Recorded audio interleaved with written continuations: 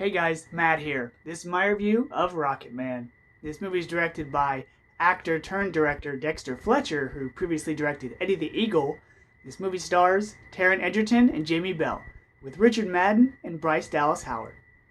Now, Rocketman is the story of Elton John, or Reginald Dwight. And Rocketman tells the story of Elton John's early years, from childhood all the way up until he admitted himself to rehab because of his issues. And this movie explores the highs and the lows of his life. Now, when I first heard they were making an Elton John biopic, I wasn't surprised because at the time, Bohemian Rhapsody had just come out. And going into this movie, I felt the same way that I did when I heard about The Greatest Showman, what that was going to be about.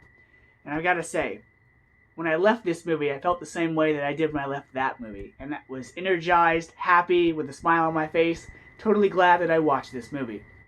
Now, of course, everyone's going to compare Rocketman to Bohemian Rhapsody, as they should, because the movie has a lot of the same beats. Character starts out at childhood, gets older, forms a band, gets into music, meets management, producers, all that, highs, lows. We've seen it all before, a dozen times. The Temptations movie, Walk the Line, we've seen it all before. What makes Rocketman different from all those is it's not a straightforward biopic. Yes, it does tell the story in chronological order, but it's narrated by Taron Egerton as Elton John in rehab. So it's kind of like a flashback type story. But also, the movie is told in a very fantastical way. Moments in his life are explored and explained and seen through musical numbers. So instead of just going from point A to point B, the musical number takes you there. Or the musical number explores the emotions and the psychology of what's going on with a certain character. So it was neat. It wasn't just a, hey, he went from this to this. It's, they're going to sing a song to... Taron Egerton was a great choice for the role of Elton John, and it makes sense because Elton John was in Kingsman 2, and Taron sang an Elton John song in the animated movie Sing. So it fit, and everything came full circle. The rest of the cast in this movie were really good. I never really cared for Jamie Bell, even though he was in Jumper. That was the first time I was introduced to him, so I was like, okay, he's good, but ever since then, he's grown on me. He was really good in Snowpiercer, and he's really good in this movie as Elton's longtime partner and writer, Bernie. Bryce Dallas Howard is in this movie, and she's almost unrecognizable because it's not like any role she's played before, and she's gained a little weight, and she's got a wig on, so it's hard to tell it's her, because the parents in this movie are unforgettable, and not for a good reason. Now, their acting jobs were really well done, but they're just not very likable characters. The supporting cast in this movie were also really good. Richard Madden as John Reed. It's interesting that the character of John Reed was also in Bohemian Rhapsody, played by Aidan Glenn. And Aidan Glenn plays a character on Game of Thrones named Peter Baelish, or Littlefinger. And he's a very despicable, unlikable character. And yet, Richard Madden, who's the good guy on Game of Thrones, plays the character even more villainous, even more antagonistic than Aidan Glenn does. So that was an interesting contrast. But yeah, they play the same character. They're in both movies. Stephen Graham is also in this movie. He's great. He plays the publisher, Dick James. His scenes are funny, but he's kind of a rude guy.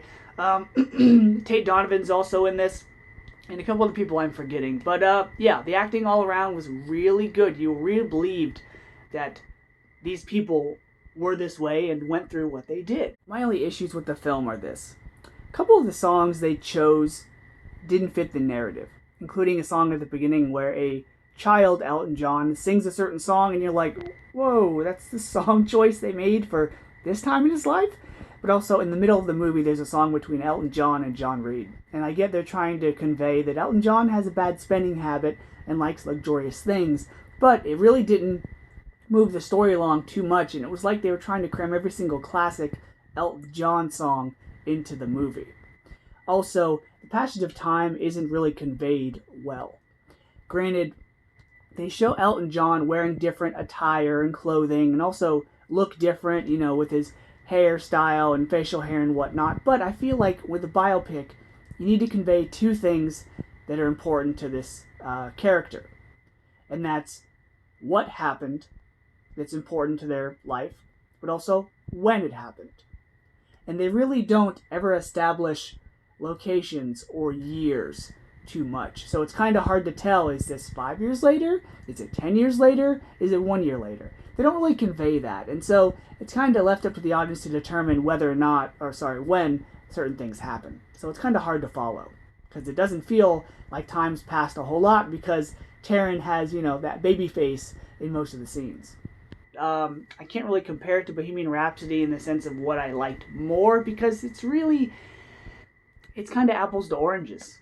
It really all depends on, I guess, the music style you prefer or storytelling. Queen's music are more anthem songs, and Elton John's are more ballads. But both movies are very well done. Rocketman, if you like Elton John, it's a good movie. If you're a fan of music and biopics, I recommend it. So because of that, I'm going to give Rocketman a B+. So Josh, what advice would you give someone that wanted to go see Rocketman? Just go see it. Don't think. Don't be one of those people. All right, till next time, guys. See ya. Say goodbye, Josh. Bye.